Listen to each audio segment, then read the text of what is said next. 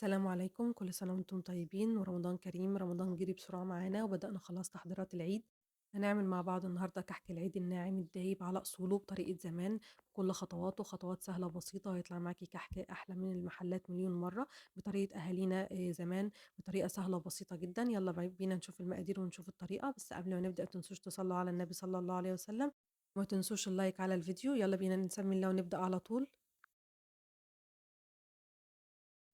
أول حاجة أنا هنا بس هاعمل 2 كيلو دقيق، بس أنا هاقول لِك عادي مقادير الكيلو الدقيق عادي عشان لو حد عايز يعمل كيلو، بس أنا هنا عشان كمية الدقيق باينة كبيرة، فأنا شغالة في 2 كيلو. أنا هنا كان معايا 2 كيلو دقيق، حطيت عليهم معلقتين كبار من السمسم زي ما أنتم شايفين كده، أو لو هتعملي كيلو بتحطي معلقة، معلقة ونُص بالكتير على الكيلو، لو أنتِ حابة السمسم زيادة ممكن تحطي معلقتين عادي ما فيش مشكلة. بعد كده معايا رشة ملح رشيتهم عليهم بسيطة، وبعد كده قلّبت المكونات دي مع بعض كويس جدًا.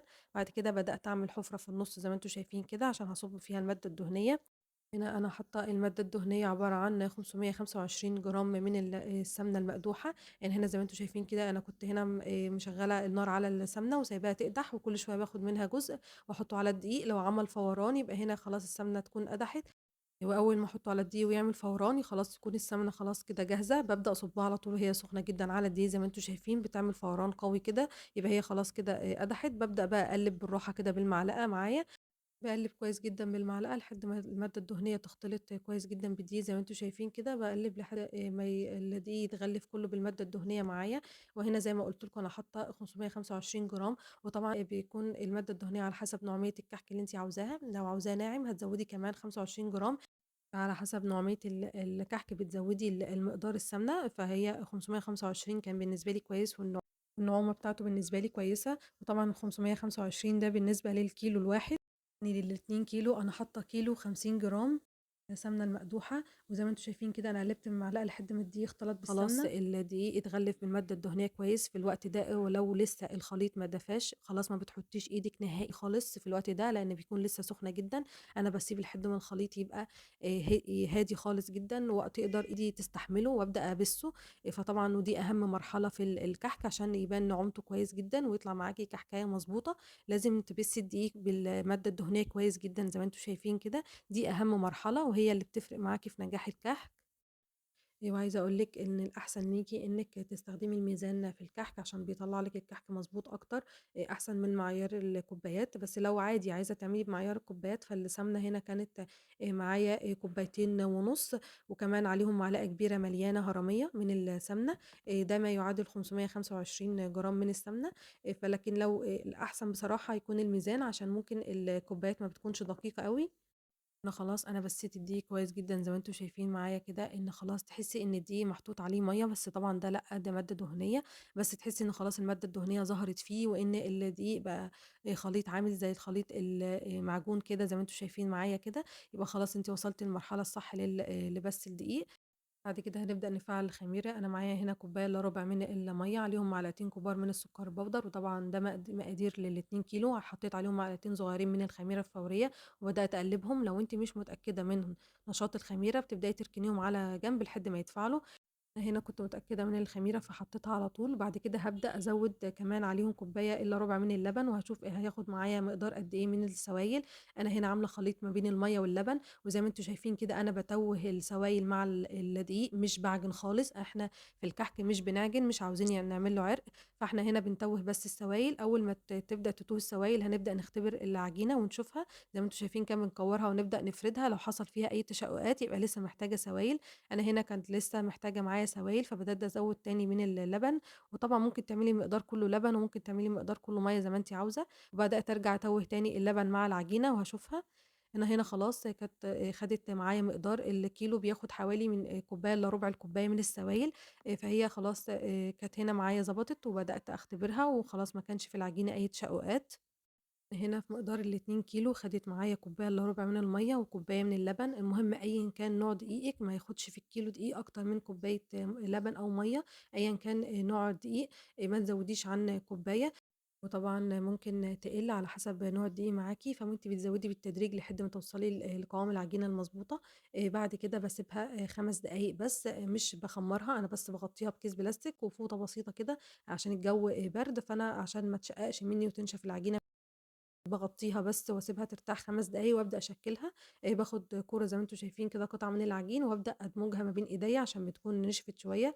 وبعد كده بابدأ أفرّغها وابدأ أحشي فيها الحشوة بتاعتي، على حسب بقى نوع الحشوة اللي أنتِ هتعمليها. لو هتعملي ملبن بتدمجيه معلقة كبيرة من السمنة وتدمجيه كويس وتبدئي تاخدي قطعة، قطعة من الملبن. وطبعًا ما تكتّريش برضه في الحشوة من جوّه عشان ما تخرجش معاكِ في الفرن أثناء التسوية. أقفّل على الحشوة كويس جدًا وأتأكد إنها مقفول عليها كويس عشان ما تخرجش منّي برضه أثناء التسوية في الفرن. بعد كده بابدأ أنقشها سواء ببصّامة أو بمنقاش زي ما أنتم عايزين يعني. أنا هنا باعمل بمنقاش. وكمان إيه اللي يخلّيكِ متأكدة إن العجينة نجحت معاكِ، إن المنقاش بيكون في القرصة ما بيكونش يعني بيقطّع في القرصة أو بيلزق في العجينة، فكده العجينة تمام ومش محتاجة أي حاجة.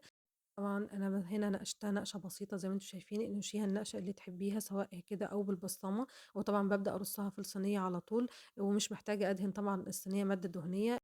وطبعًا بما إننا في الشتا فهتلاقي السمنة جمدت في العجينة، فلازم تدمجيها ما بين إيديكِ كويس جدًا قبل ما تبدئي تشكليها. زي ما أنتم شايفين معايا كده بادمجها وبعد كده باكورها.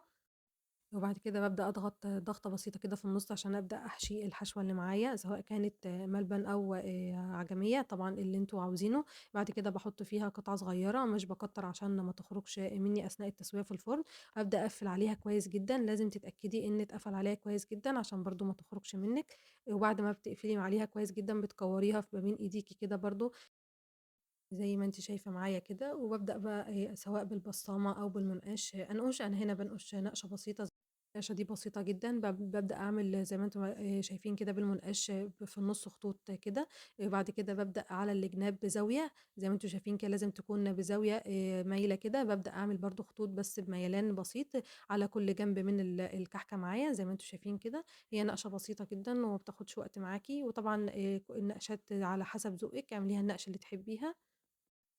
وبعد كده بعد ما باخلّص كمية العجين بابدأ أخبزها. بتكون العجينة معايا رفعت وخمرت شوية.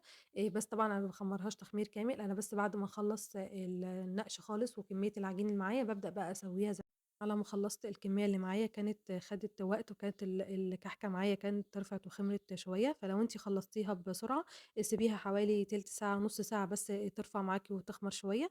بعد كده لو هتعمليها في فرن غاز زيي فبتكون النار على الهادي خالص، سواء النار من تحت البلاطة بتكون على الهادي، وكمان الجوانب بتكون على الهادي.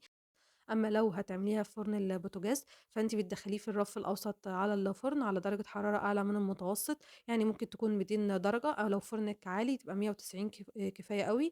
بعد كده أول ما ياخد لون من تحت، باولّع عليه الشواية عشان ياخد لون من فوق. وبعد كده بيكون الكحك معانا زي ما أنتم شايفين كده. في الوقت ده أنا مش باحرّكه خالص، بيكون سُخن جدًا. في الوقت ده بتسيبيه لحد ما يهدى خالص، وبعد كده تبدئي تحرّكيه وتشيليه. بجد هيبقى معاكِ أحلى كحك بطريقة زمان، بطريقة أهالينا زمان، أحلى كحك وأحلى ريحة. بجد طعمه روعة وما فيش أحلى أساسًا من طريقة زمان. واخد لون حلو جدًا، والنقشة كمان طالعة معانا ثابتة زي ما أنتم شايفين ما راحتش بعد التسوية. بجد طعمه جميل وروعة. هتعملي أحلى كحك ناعم ودايب دوب، بجد بيدوب دوبان زي ما أنتم شايفين معايا كده. لو وصلتوا معايا لحد هنا ما تنسوش اللايك على الفيديو.